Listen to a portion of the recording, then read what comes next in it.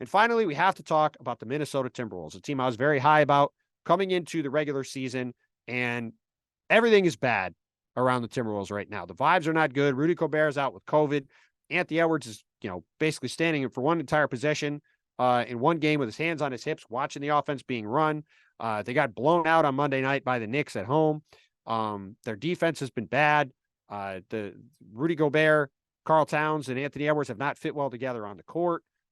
There's just not a lot to like right now about what's going on in Minnesota. And look, we've seen around the league, there's a lot of teams that are scuffling that were supposed to be good. Philly's off to an uneven start. We just talked about the Warriors. Minnesota was going to be good. The Clippers have been up and down.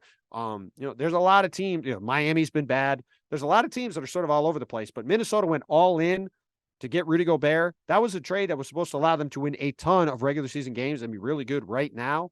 And if that doesn't start to change, if they don't start to win games soon, a win now trade looking bad right away. We saw what happened with the Lakers last year. I'm not saying this is going to be the Lakers. They're young stars. Obviously Karl Towns and Anthony Edwards have a lot more road to run than LeBron James and Anthony Davis did at their points in their career. But this team was supposed to be really good right away.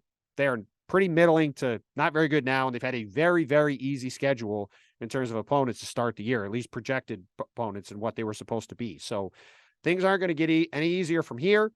And the Timberwolves are running out of time, even though it's early, to get things figured out in what's a tough Western Conference. So we'll see what happens there. We'll see what happens around the rest of the league, but certainly been an interesting opening 3 weeks of the season, as always in the NBA. Ton of overtime games, ton of exciting games, a lot of chaos in the standings.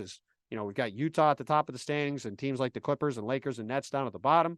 But everything you could have hoped for from a basketball standpoint. Look forward to seeing where it goes from here. So thank you, as always, for watching, and we'll talk to you guys again next week.